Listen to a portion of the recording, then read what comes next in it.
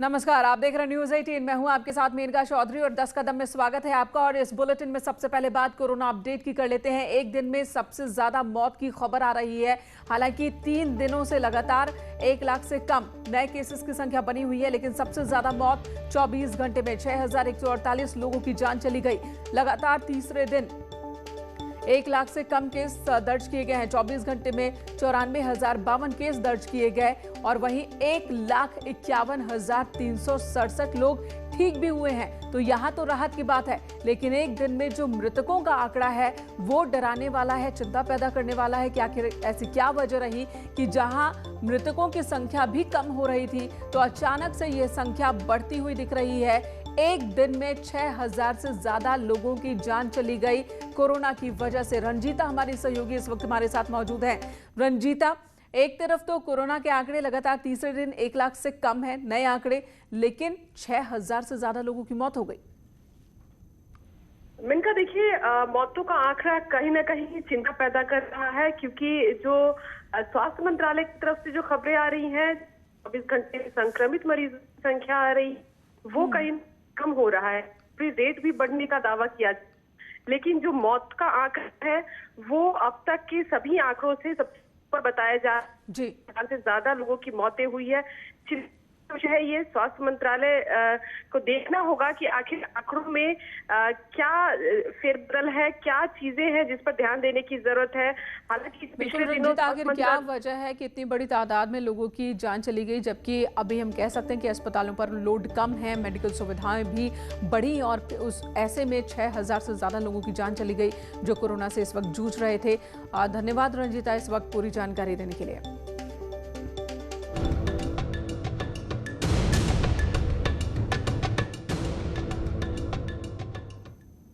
लखनऊ में अपराधी बेखौफ हो गए हैं और ऐसा हम यूं ही नहीं कह रहे हैं, बल्कि एक के बाद एक कई वारदात राजधानी में बेखौफ हुए हैं बदमाश। हत्या, फायरिंग, लूट की घटनाओं से इलाके में इस वक्त दहशत है।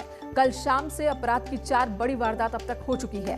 विभूति खंड में युवक की गोली मारकर हत्या हो गई। मणियाओं में युवक की बांके से काटकर हत्या हो गई। अर्जुनगंज में प्रॉपर्टी डीलर को गोली मारकर लूट उसके साथ की गई। बालागंज में प्रॉपर्टी डीलर को गोली मारी गई। तो इस तरीके से कल शाम से लेकर अभी तक लखनऊ में एक के बाद एक 4 वारदात और चारों ही बड़ी वारदात, जो कि पुलिस को खुली चुनौती है।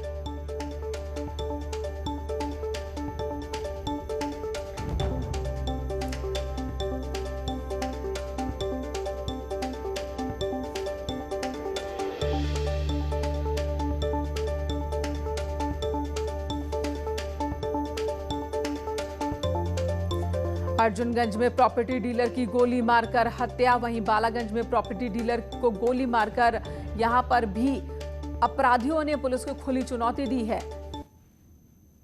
ये 3 तस्वीर इस वक्त आपके सामने हैं। ये तस्वीरें बता रही हैं कि अपराधी किस तरह बेखौफ हो गए हैं। राजधानी लखनऊ में पुलिस को चुनौती दे रहे हैं। 3 तस्वीरें आपके सामने हैं। बालागंज चौराहे पर लाल मस्जिद के पास बदमाशों ने युवक को गोली मारी और मौके से भाग निकले। ठाकुरगंज थाना क्षेत्र की ये वारदात है। सिर में गोली लगी है अमरीश सिंह, जिसकी हालत गंभीर है और उसे ट्रॉमा सेंटर में भर्ती कराया गया। मड़ियाओं की बात करें, बदमाशों ने गुलाब यादव नामक शख्स की हथियार से हत्या कर दी है काटकर, और फिर हथियार लहराते हुए भाग भी गए। पुलिस उनकी तलाश में जुटी है। उधर विभूति खंड इलाके में एक युवक की गोली मारकर हत्या, लोहिया अस्पताल के आवासीय परिसर के अंदर ये वारदात, और फिर पुलिस ने खुद को सरेंडर भी कर दिया पुलिस के सामने जाकर आरोपी ने। ऋषभ मणि इस वक्त हमारे साथ मौजूद है। ऋषभ, 1-2 नहीं बल्कि कल शाम से लेकर अभी तक 4 बड़ी वारदात हो चुकी है। लखनऊ की पुलिस क्या कर रही है? जी बिल्कुल सही कहा मेनका आपने। कल शाम से लेकर के देर रात तक का समय लखनऊ पुलिस के लिए काफ़ी चुनौतियों से भरा रहा हुआ है। एक सनसनीखेज घटना मड़ियाओं में होती है, जहां पर एक युवक की धारदार हथियार से काटकर हत्या कर दी जाती है। हालांकि पुलिस का ये कहना है कि ये गांव में खेत और मेड़ में पानी डालने को लेकर के विवाद हुआ था, जिसमें दोनों पक्ष चिन्हित कर लिए गए हैं। आरोपियों को हिरासत में भी ले लिया गया। वहीं जो घटना विभूति खंड की हुई थी वो सनसनीखेज से दिल दहलाने वाली थी, जहां पर एक कैदी की सुरक्षा में लगे सिपाही ने ही उस कैदी के बेटे को मार डाला था। और विभूति खंड पौष इलाका है। हालांकि आरोपी सिपाही ने खुद ही थाने में जाके सरेंडर किया था और पुलिस की ओर से भी ये कहा जा रहा है कि वो मेंटली थोड़ा सा अनस्टेबल बताया जा रहा है। हालांकि तमाम चीज़ों की तफ्तीश अभी भी जारी है। ये दो घटनाएं अभी पुलिस इनकी जांच में जुटी हुई थी, तब तक अर्जुनगंज में एक प्रॉपर्टी डीलर के साथ एक वारदात हो जाती है, उसके पैर में गोली मार दी जाती है और बलेनो कार उसकी लूट कर भाग जाते हैं बदमाश। पुलिस उस घटना को सुलझाने में लगी थी, तब तक देर रात बालागंज इलाके में एक प्रॉपर्टी डीलर के सिर में गोली मार दी जाती है। हालांकि पुलिस का यह कहना है कि बालागंज वाली जो घटना है उसमें भी आरोपी परिचित हैं, उनके बीच में काफ़ी दिनों से कुछ चीज़ों को लेकर विवाद चल रहा था, उसी विवाद में ये जानलेवा हमला किया गया है। इसमें 2 लोग हिरासत में हैं। अर्जुनगंज की घटना को खोलने में पुलिस लगी हुई है कि सुशांत गोल्फ सिटी खासतौर से वो इलाका है, लखनऊ का जो पॉश एरिया है, नया डेवलप हो रहा है, बड़े बड़े अपार्टमेंट्स हैं, वहीं के उसी से कुछ किलोमीटर की दूरी पर ही महिला वकील का अपहरण भी हुआ था। तो पुलिस के लिए चुनौती हो गई है वो एरिया जहां पर नए अपार्टमेंट्स बन रहे हैं, जहां पर एलीट क्लास के लोग रह रहे हैं। अगर वहां पर इस तरह से लूट और अपहरण होगा तो पुलिस के लिए बड़ी चुनौती है। बिल्कुल। और कोई भी इलाका सुरक्षित नहीं लग रहा है। कहीं हत्या, कहीं लूट, कहीं हमला करके करके और हथियार लहराते हुए अगर राजधानी लखनऊ में अपराधी फरार हो जाएंगे, चाहे आपसी रंजिश का मसला हो या लूट का मसला हो, ये दिखाता है कि पुलिस का डर इन लोगों को नहीं है। वो हत्या करेंगे, हथियार लहराएंगे और भाग जाएंगे।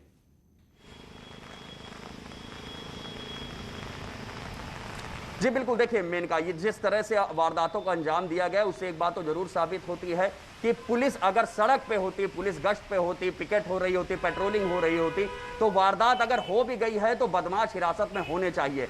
अगर अर्जुनगंज जैसे इलाके में पैर में गोली मारकर एक कार लूट ली जाती, बदमाश भाग जाते हैं, या बालागंज इलाके में सर में गोली मार के बदमाश भाग जाते हैं, तो एक तो बात साबित होती है अगर ऐसी घटना हो रही है तो इससे एक अर्थ निकाला जा सकता है कि बदमाश बेखौफ हैं और वारदात करने के बाद फरार हो जाते हैं। तो यह भी पता चलता है कि पुलिस सुस्त है और अपराधी इस वक्त चुस्त हैं। बिल्कुल। और अब पुलिस को चुस्त होना होगा। धन्यवाद ऋषभ इस वक्त पूरी जानकारी देने के लिए।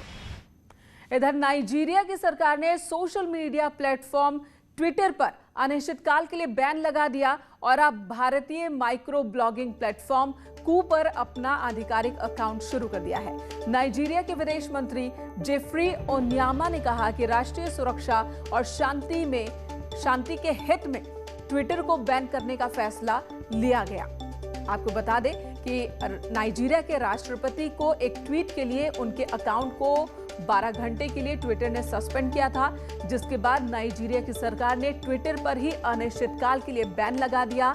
नाइजीरिया सरकार की ओर से कहा गया कि ट्विटर की मनमानी राष्ट्रीय सुरक्षा और शांति के खिलाफ नजर आ रही है, जिसके बाद ये एक्शन लिया गया। और अब जो बड़ी खबर है वो ये कि ट्विटर को बैन करने के बाद भारतीय micro blogging website social site को अपनाया है। नाइजीरिया की सरकार ने कू पर अपना आधिकारिक अकाउंट शुरू किया है।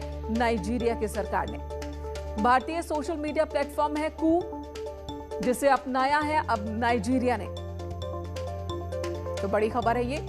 भारतीय सोशल मीडिया प्लेटफॉर्म को नाइजीरिया की सरकार अपना रही है ट्विटर पर बैन लगाने के बाद। हालांकि भारत में भी ट्विटर को लेकर एक जंग की स्थिति बनी हुई है ट्विटर और सरकार के बीच। और अब देखिए नाइजीरिया में किस तरीके से कू को अपनाया गया है। रामपुर से खबर, जहां पर गौ तस्कर से एनकाउंटर हो गया है। 4 गौ तस्कर गिरफ्तार किए गए। मुठभेड़ के बाद चेकिंग के दौरान आरोपियों ने फायरिंग की। पुलिस की जवाबी कार्रवाई में 2 आरोपी घायल हुए हैं। मिलक बिलासपुर रोड पर मुठभेड़ हुई है। 1 कार, 2 तमंचे और 6 मोबाइल फोन इनके पास से बरामद किए गए।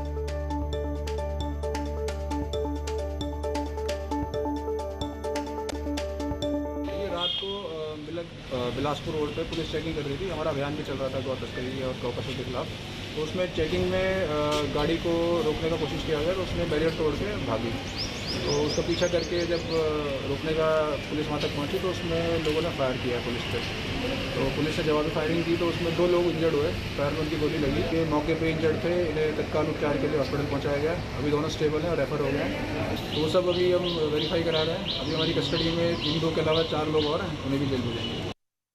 सहारनपुर पुलिस को एक बड़ी सफलता हाथ लगी। पुलिस ने 4 स्मैक तस्करों को गिरफ्तार किया और इनमें से एक महिला भी है, जिनके पास से पुलिस ने आधा किलो स्मैक बरामद किया है और इस स्मैक की कीमत 12 लाख रुपए बताई जा रही है। थाना गंगोह पुलिस को बहुत बड़ी सफलता मिली है, जिसमें कि हम लोगों ने कुछ तस्कर और एक ये जो बेचने वाली महिला है इसको पकड़ा है। ये महिला के पकड़े जाने पर महिला ने कबूल किया कि जो साथ में तस्कर थे ये इसको स्मैक सप्लाई करते थे और वो यहाँ पर बेचने का काम करती थी। इनके पास से करीब 500 ग्राम स्मैक बरामद हुई है। उधर झांसी में पुलिस की गाड़ी का एक्सीडेंट हो गया। थाना प्रभारी समेत गाड़ी में मौजूद पुलिसकर्मी जख्मी हो गए। घटना मऊरानीपुर गुरसराय मार्ग पर घटी है, जहां पर बताया ये जा रहा है कि तोड़ी फतेहपुर थाना के प्रभारी दबिश देने जा रहे थे और इसी दौरान सामने से आ रही गाड़ी की लाइट की वजह से उनके वाहन का बैलेंस बिगड़ा और पेड़ से टकरा गया। हादसे में थाना प्रभारी, एक महिला कांस्टेबल और ड्राइवर घायल हुए हैं। महिला कांस्टेबल के सिर में गंभीर चोट पहुंची है, जिसे झांसी रेफर किया गया। एसएचओ तोड़ी फतेहपुर कहीं जा रहे हो तो रास्ते में उनकी गाड़ी पलट गई है जी। किसी पेड़ से टकरा गई, साइड ओवरटेक करके काफ़ी, तो उसमें 3 लोग घायल हैं। एसएचओ साहब के हाथ में सस्पेक्टेड फ्रैक्चर है और जो लेडी कांस्टेबल है उसके हेड इंजरी है और इसके अलावा जो दूसरे कांस्टेबल है उनके भी हाथ और कंधे में सस्पेक्ट। उधर इटावा के सुमेर सिंह किला चौकी में सांप निकलने से हड़कंप मच गया। पुलिस चौकी में करीब 6 फीट का रेड स्नेक निकला है, जिसे पर्यावरण से जुड़ी संस्था society for conservation of nature ने रेस्क्यू किया और जंगल में छोड़ा। सुबह तड़के पुलिसकर्मियों को चौकी में सांप होने का अंदेशा हुआ, जिसके बाद संस्था के लोगों ने सांप को पकड़ा। कड़ी मशक्कत के बाद सांप का रेस्क्यू किया जा सका। हैवी है, बहुत बड़ा है। इधर कोरोना काल में अस्थि विसर्जन के लिए मेरठ डाक विभाग ने बड़ी पहल की है। देश में ऐसा पहली बार हुआ है जब लोगों की अस्थियां स्पीड पोस्ट से हरिद्वार, प्रयागराज, गया और वाराणसी भेजी जाएंगी। इन अस्थियों को ओम दिव्य दर्शन नाम की संस्था पवित्र नदियों में विसर्जित करेगी और वीडियो रिकॉर्डिंग परिजनों तक उपलब्ध करवाएगी। डाक विभाग की बड़ी पहल, स्पीड पोस्ट से भेजी जाएंगी अस्थियां। अस्थियों का हो सकेगा विसर्जन। हरिद्वार, प्रयागराज भेजी जा सकेंगी अस्थियां। गया और वाराणसी भेजी जाएंगी अस्थियां। अस्थि विसर्जन की होगी वीडियो रिकॉर्डिंग। देश में पहली बार अस्थि विसर्जन के लिए मेरठ डाक विभाग ने बड़ी पहल की है। जिन अस्थियों का विसर्जन नहीं हो पा रहा उन्हें डाक विभाग स्पीड पोस्ट के जरिए वाराणसी, प्रयागराज, हरिद्वार और गया भेजेगा ताकि वहां उनका विसर्जन किया जा सके। ओम दिव्य दर्शन नाम की संस्था इन अस्थियों को पवित्र नदियों में विसर्जित करेगी और वीडियो रिकॉर्डिंग परिजनों तक उपलब्ध करवाएगी। ओम दिव्य संस्थान है, उनके द्वारा इसकी शुरुआत की गई है। हमारे डिपार्टमेंट का कार्य ये रहेगा कि उन जो दिव्य संस्था हमारे को अस्थियाँ स्पीड पोस्ट के माध्यम से हमने पहुँचाने का कार्य है हमारा, तो वहाँ से वो पैकेट बना के देंगे। स्पीड पोस्ट के माध्यम से हम उस अस्थियों को जहाँ भी उनके आश्रित होंगे उनको पहुँचाएंगे। कोरोना महामारी में अपनों को खोने वाले कुछ लोग अंतिम संस्कार के बावजूद अस्थि विसर्जन नहीं कर पाए हैं। ओम दिव्य दर्शन नाम की संस्था ने लोगों की व्यवस्था को देखते हुए उनकी मदद करने का फैसला किया है और अस्थियों के विसर्जन का जिम्मा उठाया। संस्था को जैसे ही अस्थियां मिलेंगी वो नदियों में विसर्जित कर दी जाएंगी। अब ये बात जरूर है कि वो संवेदनशील मामला होगा। जो मटेरियल होगा तो उसके ऊपर बाकायदा तौर पे लिखा जाएगा कि कश्तियाँ हैं, तो उसकी एक मॉरल ड्यूटी बनती है तो किसी भी आदमी की कि वो उसको पूरे उसके सम्मान के साथ वहाँ पे पहुँचाए और जो उसके भावना जुड़ी हुई हैं उन भावनाओं को भी कदर करे। वो ये डिपार्टमेंट का हमारा ये रहेगा उद्देश्य कि अस्थियाँ जो हैं प्रॉपर तरीके से वहाँ पे पहुँच जाए। कोरोना महामारी ने शवों के अंतिम संस्कार, उठावनी, अस्थि विसर्जन और तेहरवीं को प्रभावित किया है। कई शमशानों में अस्थियां रखी रही, लेकिन उन्हें लेने वाला कोई नहीं पहुंचा। इसी के चलते कई ऐसी संस्थाएं सामने आई हैं जिन्होंने अस्थि विसर्जन का पीड़ा उठाया है, जिससे अस्थियों को अब मोक्ष मिल सकेगा और परिजनों को शांति। ऐसा पहली बार हो रहा है जब डाक विभाग अस्थियों को स्पीड पोस्ट के माध्यम से भेजेगा। लिहाजा इसके लिए डाकियों को विशेष तौर पर ट्रेन किया जा रहा है। उन्हें समझाया जा रहा है कि कैसे संवेदनशीलता के साथ अस्थियों को गंतव्य तक पहुंचाया जाए। वाकई में कोरोना काल ने कई जिंदगियां निगली हैं और अभी भी शमशान घाट पर कई अस्थियां विसर्जन का इंतज़ार कर रही हैं, मोक्ष का इंतज़ार कर रही हैं और ऐसे में डाक विभाग ने जो कदम बढ़ाए हैं उसकी सराहना की जानी चाहिए। कैमरा पर्सन अभिषेक शर्मा के साथ उमेश श्रीवास्तव, न्यूज़ 18 मेरठ। अपहरण करने के 2 आरोपी गिरफ्तार कर लिए गए। रोहित और लवकुश नाम के ये 2 आरोपी गिरफ्तार किए गए हैं। महिला वकील का अपहरण हुआ था और जो पुलिस ने खुलासा किया था उसके मुताबिक भीम आर्मी के दफ्तर में बैठकर अपहरण की साजिश रची गई थी। फिरौती के लिए यह अपहरण हुआ था। पुलिस ने महिला को पहले ही अपहरणकर्ताओं के चंगुल से छुड़ा लिया। उसके बाद से 4 आरोपियों की तलाश में पुलिस थी। उनमें से 2 की गिरफ्तारी हुई है। रोहित और लवकुश ये 2 आरोपी हैं अपहरण कांड के, जिन्हें पुलिस ने गिरफ्तार कर लिया है। ऋषभ मणि हमारे साथ जुड़े हुए हैं। ऋषभ, कल से जो लगातार लखनऊ पुलिस पर सवाल उठ रहे थे, तो यहां पर कम से कम 2 गिरफ्तारी लखनऊ पुलिस ने की। क्या बता रही है पुलिस इनके बारे में? जी बिल्कुल, देखिए लखनऊ पुलिस का ये कहना है कि हमने 2 आरोपियों को फिलहाल और गिरफ्तार कर लिया, जिनके नाम रोहित और लवकुश बताए जा रहे हैं। हालांकि किसी भी पॉलिटिकल पार्टी से उनके क्या संबंध हैं इस बारे में तो पुलिस खुलकर कुछ नहीं कह रही है, लेकिन जो पहले आरोपी गिरफ्तार हुआ तो उसने ये बात कही थी कि भीम आर्मी का जो दफ्तर है वहां बैठकर ही इस अपहरण की पूरी साजिश रची गई थी। अभी कई आरोपी और फरार चल रहे हैं जिनको गिरफ्तार किया जाना है, लेकिन लखनऊ पुलिस के लिए ये चुनौती भरा समय चल रहा है। ये एक बड़ा अपराध था, एक नए किस्म का अपराध काफी अरसे बाद राजधानी लखनऊ में हुआ था। ये महिला का अपहरण किया जाता है फिरौती के लिए। हालांकि एसटीएफ और लखनऊ पुलिस के एक ज्वाइंट ऑपरेशन में महिला वकील को छुड़ा तो जरूर लिया गया है, लेकिन अभी भी वो अपराधी खुले घूम रहे हैं।